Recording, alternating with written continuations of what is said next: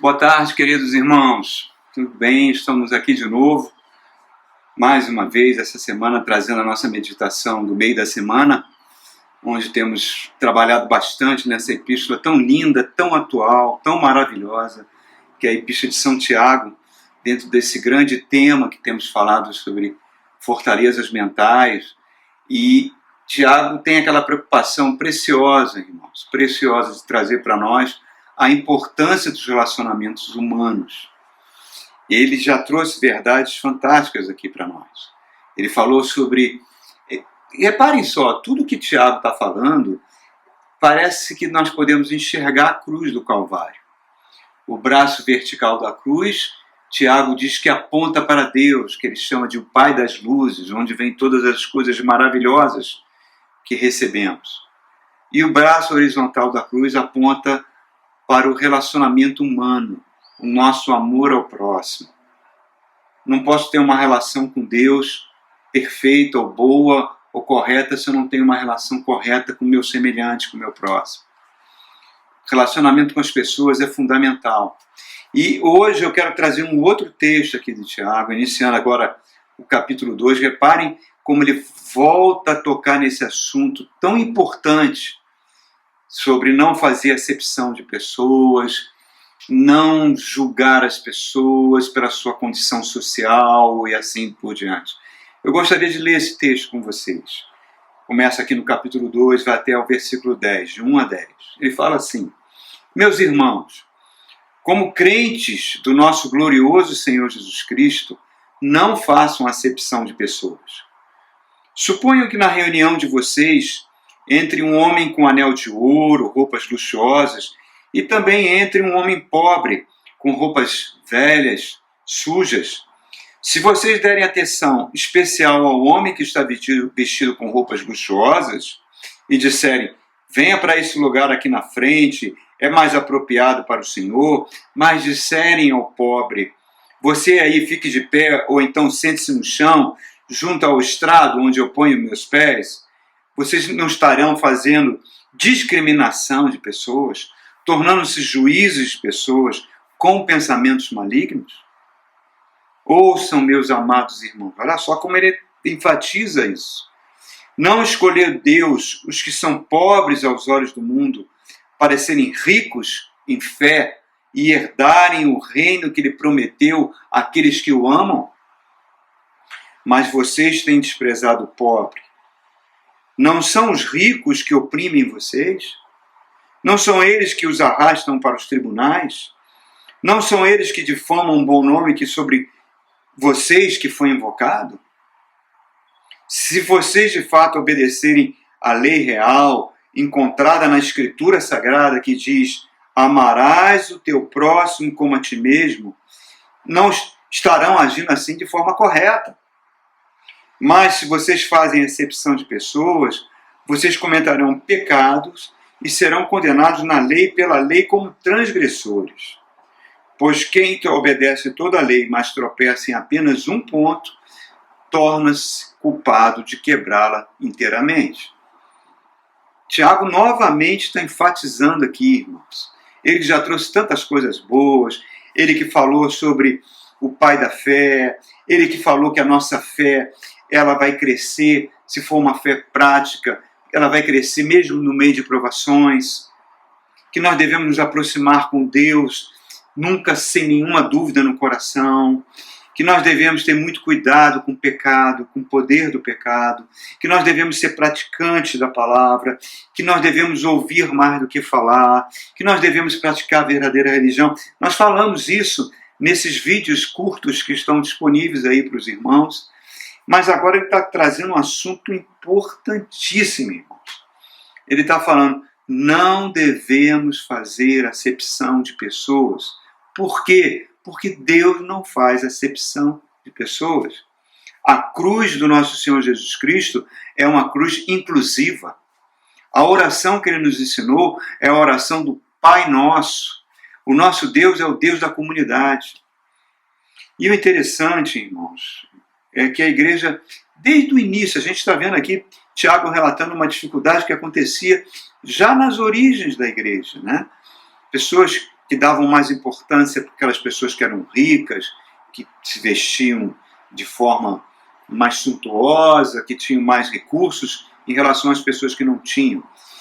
Reparem, Tiago vem falando isso, e isso ao longo dos séculos, parece que nós temos, como igreja, muita dificuldade de obedecer. A igreja surgiu no Império Romano. O Império Romano, ele tinha uma característica, irmãos. Ele, quando invadia uma nação e tomava posse de uma nação e anexava essa nação como parte do seu império, ele abraçava os deuses dessa nação. Roma, ela era inclusiva em termos de aumentar o seu panteão de deuses com os deuses dessas nações conquistadas. Roma só teve dificuldade em fazer isso com o Evangelho, com a relação cristã. Por quê? Porque, primeiro, o ódio que ela tinha pela igreja, por a igreja, segundo Roma, está adorando um criminoso que morreu na cruz do Calvário. Mas, principalmente, porque essa comunidade dos seguidores do Cristo era uma comunidade inclusiva, era uma comunidade onde ninguém era acima de ninguém, era uma comunidade onde os senadores, os poderosos de Roma, sentavam junto com os escravos de Roma para adorar o Deus que morreu na cruz do Calvário por todos nós, o Deus do Evangelho. E isso para Roma era algo extremamente subversivo. Quando a igreja deixa de ser perseguida por Roma, lá por volta do ano 300, na metade dos anos 300, nós observamos que ao longo da história da igreja, ela teve muita dificuldade em abraçar, em não fazer acepção de pessoas. Temos a história das cruzadas, que foi algo extremamente diabólico, uma guerra contra os árabes, contra os muçulmanos. Nós vemos na época dos descobrimentos os espanhóis, os portugueses, fazendo uma pressão sobre o Papa para que fizesse bulas papais, dizendo que os índios podiam ser escravizados. Nós vemos a invenção do navio negreiro, que é uma invenção feita por cristãos que frequentavam igrejas. Nós vemos a Inquisição, que trouxe tantas mortes. Nós vemos as guerras entre cristãos e protestantes. Nós vemos os cismas dentro da igreja. Nós vemos isso como crescendo. Isso culminou no nazismo. O nazismo foi uma filosofia abraçada pelas igrejas católicas e protestantes da Alemanha.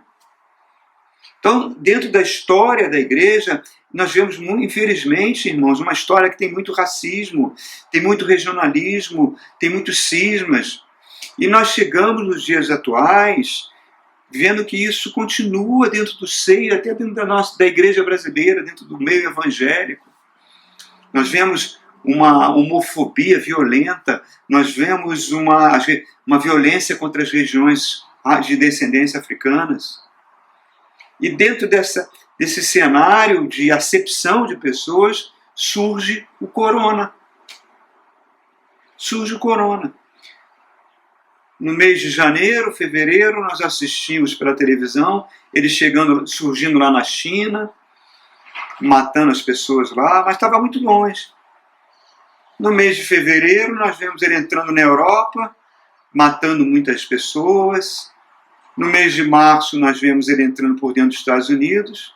E agora nós vemos ele aqui, no Brasil, entrando dentro dos lares de brasileiros, matando pessoas que nós conhecemos, muitas vezes pessoas queridas nossas. Nós vemos o corona trazendo mudanças radicais em estilos de vida, forçando as pessoas a ficarem em casa, forçando as pessoas a refrear as suas compras, fazendo as pessoas largarem de mão dos seus entretenimentos, das suas viagens, das suas idas aos shoppings, da ida ao salão de beleza, da ida à academia. E nós convivemos com esse corona crescendo, ceifando vidas, afetando a economia do país, e nós vamos perguntando o que vai acontecer quando pós-corona, como é que vai ser a vida pós-corona, muita especulação após isso. Quais serão as consequências que esse corona se prolongar durante muitos anos, muito tempo? Quando ele acabar, será que nós vamos voltar aos velhos hábitos? Será que nós vamos continuar sendo cristãos superficiais, egocêntricos, desperdiçadores, sem propósito, sem direção, sem significado? Será que a humanidade, no geral, vai escolher um modo de vida depois do corona mais modesto, um modo de vida mais gentil, um modo de vida mais atencioso? O corona, ele parece que despoluiu tudo. Você vê menos carros nas ruas, você vê mais bicicletas, mais pessoas caminhando e menos concentração. Parece que é uma despoluição, porque ele não atinge as plantas, ele não atinge os animais, atinge somente os seres humanos. Será que nós vamos dar mais valor para a conversa um com o outro? A gente será que vai se importar mais com os problemas dos outros? Será que a nossa conversa vai ser mais cara a cara? Ou vamos continuar nos escondendo atrás desses muros divisórios das redes sociais, que só trazem solidão, que aumentam a solidão, que aprisionam as pessoas dentro de um isolamento mental, onde a gente vê tanta depressão crescendo e até suicídios, irmãos? Será que o corona vai permitir que o nosso evangelho leve a gente a ajudar uns aos outros, ajudar mais os idosos, ter mais preocupações com os jovens, ter mais preocupação, principalmente no Brasil, com aquela comunidade dos menos favorecidos? Hoje eu vi um pastor que eu gosto muito, lá de São Paulo, explicando a missão mundial, uma ONG que existe há mais de 40 anos, que tem preocupações com as crianças desfavorecidas, que agora está preocupada com os pastores pobres de igrejas muito pequenininhas do interior do Nordeste, que com as igrejas fechadas ficaram sem subsistência, mas que eles são fundamentais em atender aquela comunidade do sertão, que não tem, hoje eles estão tendo dificuldade até para comer, irmão. Será que a gente está preocupado com isso? Será que nós podemos levar o nosso braço de amor para lá? Nós fomos libertos, o Evangelho nos libertou. Mas o Evangelho nos libertou, amados, não para fazer as minhas próprias coisas, mas para que eu possa fazer aquilo pela qual a razão de que eu fui colocado nesse mundo. A Bíblia fala em Efésios, o próprio apóstolo Paulo fala na carta ao Tito, que nós fomos salvos para fazer as boas obras que Deus preparou antes do mundo ser criado para que a gente andasse nelas. Eu sou livre não para criar minha própria história, eu sou livre para criar a história que o meu Deus guardou para mim, que é uma história de amor e de relacionamento com os próximos. Eu tenho a liberdade não de poder dizer não quando eu quero fazer algo, mas a liberdade de dizer sim quando a palavra de Deus diz que eu devo amar o próximo. O Tiago está falando aqui, não faça acepção de pessoas, não priorize pessoas que têm mais poder ou influência social. A cruz de Cristo abraça todos nós, irmãos. Eu tenho que cumprir meu papel como indivíduo cristão. Eu tenho uma responsabilidade com o meu próximo dentro da minha casa. Minha esposa, meus filhos, os meus pais, tios, primos, meus amigos de infância, meus amigos de hoje, as pessoas que se aproximam de mim. Eu tenho responsabilidade com a minha igreja, que me alimenta com a palavra de Deus e manter essa igreja funcionando para que a palavra continue sendo pregada. Será que o corona, irmãos, quando passar, ele vai contribuir para que a gente realmente seja o sal da terra? Para que realmente a gente seja a luz do mundo? Para que realmente nós que fomos cristãos regenerados possamos fazer as boas obras? Eu não sei, irmãos, eu não sei responder essas perguntas. Eu gostaria que essas perguntas realmente tivessem uma resposta positiva. Mas quando a gente chega lá no livro do Apocalipse, a gente vê que a humanidade vai cada vez mais estar de costas para Deus. Vai cada vez mais dizendo não para Deus. E o pior, aquelas pessoas que se dizem representantes de Deus, a falsa igreja que está no mundo, vai adorar o anticristo e o falso profeta. E Deus vai estabelecer um juízo com relação àqueles últimos tempos. Amados, Tiago está falando aqui para nós e citou esse exemplo aqui de não fazer acepção de pessoas que são de maiores posses, receberem um tratamento especial. Mas é isso exatamente que aconteceu nos últimos 30 anos na história da igreja brasileira. Parece que a igreja brasileira, nos últimos 30 anos, é uma igreja que se voltou muito para a prosperidade, para a obtenção de riquezas. Pouco antes do coronavírus surgir, irmãos, aí vamos pegar de janeiro desse ano, fevereiro desse ano, estava muito em voga, no seio de muitas igrejas, a famosa teologia do coaching. Os pastores recebendo treinamento de coaching, onde eles deveriam ensinar a sua igreja para os crentes serem bem-sucedidos, que os crentes bem-sucedidos são aqueles que brilham nas suas carreiras, que têm sucesso na vida. Para exaltar a potencialidade humana, igrejas investindo pesado nisso, usando até física quântica e outras coisas do gênero, irmãos. E eu olho para essas igrejas simples, humildes, a igreja dos pobres, que ele está falando aqui, né? Que Deus não escolheu Deus que são pobres. Deus escolheu aqueles que são pobres aos olhos do mundo para serem ricos em fé e herdarem o reino de Deus. Parece que os pobres viraram o que eles chamam de losers, de perdedores. E Jesus falou: aprendei de mim, que sou humilde e pobre de coração. Bem-aventurados os pobres de espírito, porque eles herdarão, os humildes e pobres, porque eles herdarão o reino do céu. Nós não podemos, irmãos, substituir o poder do Espírito Santo de transformação, de transformar a gente em mensageiros do Evangelho, substituir isso por técnicas de mercado, por propaganda, por exaltação de potencialidade humana, de métodos de treinamento de executivos, de correntes de fake news. Não, queridos, nós não podemos ser assim. Porque senão a gente começa a fazer acepção de pessoas. A igreja, amados, não está no mundo para trazer prosperidade. A igreja não está no mundo para fazer os cristãos pessoas bem-sucedidas. A igreja está no mundo para entregar um ultimato à humanidade.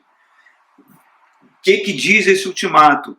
É a hora de reconciliar com Deus e praticar as boas obras do Evangelho. E entre essas boas obras está: não faça acepção de pessoas. Quando a igreja espalha, quando a igreja faz acepção, ela está agindo como igreja do diabo. A própria palavra diabo vem do grego diabolos, que significa aquele que separa, aquele que espalha, aquele que divide. Tiago está falando: cuidado com isso, irmãos. Cuidado com a adulação aos poderosos, com os ricos de anéis de ouro. Ele está citando esse exemplo, de bonitas vestes que são honrados e o pobre é desprezado. Tiago não está pregando lutas de classe, Tiago não está pregando teologia da libertação, comunismo, não, nada disso. Ele está pregando o Evangelho. Ele está falando: olha, os ricos, olha o que ele fala aqui no verso 6 até o verso 10. Vocês têm desprezado o pobre, mas são os ricos que oprimem vocês. São eles que o arrastam por tribunais. São eles que difamam o bom nome sobre que vocês foi invocado.